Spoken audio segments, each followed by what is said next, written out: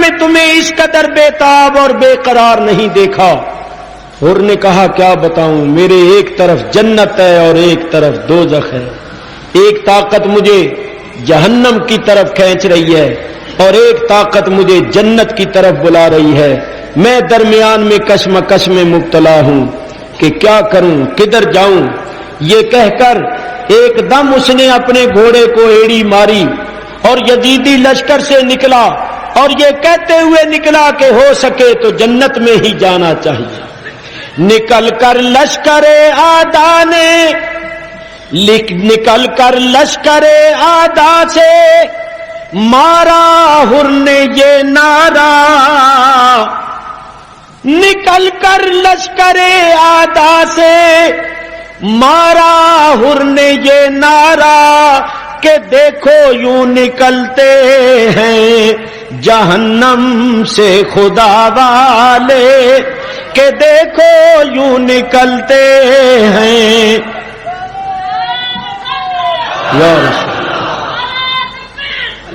نکل کر لشکر آدھا سے مارا حر نے یہ نعرہ کہ دیکھو یوں نکلتے ہیں جہنم سے خدا والے۔ ہزاروں میں 72 تن تھے تسلیم و رضا والے، حقیقت میں خدا ان کا تھا اور یہ تھے خدا والے۔ حسین ابن علی کی کیا مدد کر سکتا تھا کوئی، حسین ابن علی کی کیا مدد کر سکتا تھا کوئی، یہ خود مشکل کشا تھے اور تھے مشکل کشا والے، یہ خود مشکل کشا تھے اور تھے مشکل کشا والے۔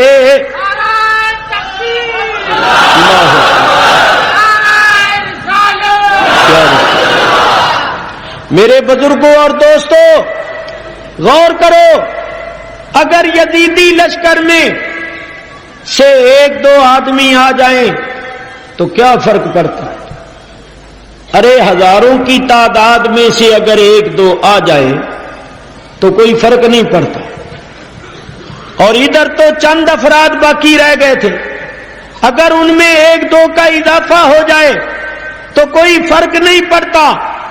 امام علی مقام پھر کیوں نکلے تھے اور یزیدی لشکر کے سامنے جا کر یہ کیوں اعلان فرمایا تھا کہ ہے کوئی اولاد رسول کی مدد کرنے والا، ہے کوئی آل رسول پر جان قربان کر کے جنت میں جانے والا؟ معلوم یہ ہوتا ہے کہ امام کی نگاہ پاک نے دیکھا کہ حر ہے جنتی کھڑا ہے دوزخیوں میں، ہے سعید کھڑا ہے شکیوں میں، تو امام علی مقام اس کو بلانے گئے تھے کہ تو ادھر کا نہیں ہے ادھر کا ہے، تیرا نام ان کے اندر نہیں لکھا ہوا، ہمارے ساتھ لکھا ہوا ہے۔ چونکہ اس کے نکلنے کا سبب امام علی مقام کا بلانا بننا تھا، جب سبب کا وجود ہوا تو مسبب بھی مارج وجود میں آ گیا اور سعید شہداء میں آ گیا اور اشقیا کو چھوڑ دیا۔ نعرہ تکبیر، اللہ نعرہ رسالت۔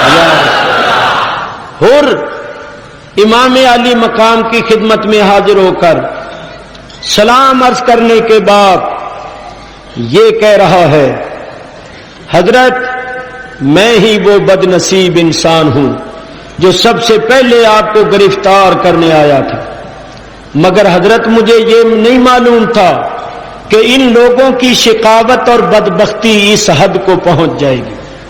میں تو یہ سمجھتا تھا کہ آخر چند شرطوں پر صلح ہو جائے گی، جس طرح آپ کے بھائی امام حسن مجتبی اور امیر معاویہ کے درمیان چند شرطوں پر صلح ہو گئی تھی، اس طرح صلح ہو جائے گی۔ مجھے یہ نہیں معلوم تھا کہ یہ بدبخت میدان کربلا میں آپ کا پانی بھی بند کر دیں گے، آپ کی کوئی تقریر ان پر اثر انداز بھی نہیں ہوگی، آپ کی ساری شرطوں کو رد کر دیں اور مسافری کے عالم میں آپ کے اہل و عیال کے سامنے آپ کو قتل کرنے کے درپے ہو جائیں گے۔ ان کی شقاوت تو انتہا کو پہنچ گئی، ان کی بدبختی تو انتہا کو پہنچ گئی۔ حضرت آپ نے اعلان فرمایا، اس اعلان نے میری دنیا بدل دی۔ اب میں آپ کی خدمت میں حاضر ہوں اور اپنے کیے پر نادم و پشیمان ہوں، سچی توبہ کرتا ہوں اور آپ سے پوچھتا ہوں کہ اگر میں اپنی جان آپ پر قربان کروں، اولاد رسول پر اپنی جان نثار کروں، تو کیا آپ کے نانا جان کی شفاعت مجھے نصیب ہوگی؟ امام علی مقام نے فرمایا کہ تمہارا نام کیا ہے؟ حر نے کہا حضور میرا نام ہے حر۔ تو فرمایا حر کے تو معنی ہی آزاد کے ہیں، جاؤ تم جہنم کی آگ سے آزاد ہو۔ اگر تم اپنے کیے پر نادم و پشیمان ہو، اب اولاد رسول پر جان قربان کرنے کا عزم و ارادہ رکھتے ہو، تو یقیناً تمہیں ہمارے نانا جان کی شفاعت نصیب ہوگی۔ لیکن حر تم ایسے وقت میں ہمارے پاس آئے کہ ہم تمہاری کوئی تواضع نہیں کر سکتے، تمہیں پانی تک نہیں پلا سکتے، لیکن سنو، جب قیامت کا دن ہوگا اور ہم جنت میں جائیں گے اور تم ہمارے ساتھ ہوو گے، تو ہم تم سے یہ عہد کرتے ہیں کہ پہلے تمہیں کوثر کا جام پلائیں گے، پھر خود پیئیں گے۔ نعرہ تکبیر، نعرہ رسالت۔ حر بن یزید ریاحی یزیدیوں کے سامنے گئے، کھڑے ہو کر فرمایا، او بدبختو، حیا کرو، ہوش کرو، کس کے سامنے نیزے بلند کر کے کھڑے ہوئے ہو؟ کس کے سامنے تلواروں کو بلند کر کے کھڑے ہوئے ہو؟ یہ اسی رسول کا نواسا ہے جس کا کلمہ پڑھتے ہو۔ بدبختو، جس رسول کا کلمہ پڑھتے ہو اس رسول کی اولاد کو قتل کرتے ہو، اس رسول کی اولاد کا پانی تم نے بند کیا ہوا ہے۔ ابھی بھی موقع ہے، امام کے قدموں پر گر جاؤ، اپنی غلطی کا اعتراف کر لو، اب بھی تمہاری تقدیر بدل سکتی ہے۔ مجھے دیکھو، مجھ سے سبق حاصل کرو۔ اللہ نے میری آنکھوں سے غفلت کے پردے اٹھا دیے ہیں، مجھے حقیقت نظر آ رہی ہے، میں جنت میں اپنا ٹھکانہ دیکھ رہا ہوں۔ اگر تم بھی میری طرح جنت میں جانا چاہتے ہو تو آؤ امام کے قدموں میں جھک جاؤ اور اپنی غلطی کا اعتراف کر لو۔ امام اب بھی تمہیں اپنے سینے سے لگا لیں گے اور اپنے دامن کرم میں چھپا لیں گے۔ جس وقت حر نے یہ کہا، عمر بن سعد اور شمر دل جوشن وغیرہ نے کہا کہ پکڑ لو اس بدبخت کو، یہ ہماری فوج کا سالار تھا، باغی ہو گیا ہے، دشمن سے مل گیا ہے، اس کو بغاوت کی سزا دو، اس کو ایسا مزہ چکھاؤ کہ اس کو پتہ چل جائے کہ کس طرح بغاوت کی جاتی ہے۔ چنانچہ یزیدی لشکر کے سپاہی حضرت حر پر ٹوٹ پڑے۔ یہ اپنی جان تو قربان کر ہی چکے تھے اور 3 روز کے بھوکے پیاسے نہیں تھے، انہوں نے شیر کی طرح حملہ کیا۔ ان کا حملہ نہیں تھا، قہر خدا تھا جو یزیدی لشکر پر نازل ہو گیا تھا۔ مار مار کے پرخچے اڑا دیے، لاشوں کے انبار لگا دیے اور بار بار یہ کہہ رہے تھے کہ اے حسین، اے فرزند رسول، اب تو تیرے نانے کی شفاعت نصیب ہو ہی جائے گی۔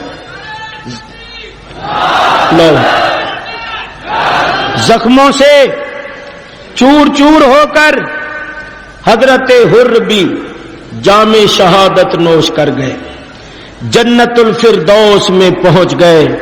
میرے دوستو بزرگوں، واقعات بہت ہیں، اگر ان واقعات کو تفصیل سے بیان کیا جائے تو بڑا وقت چاہیے۔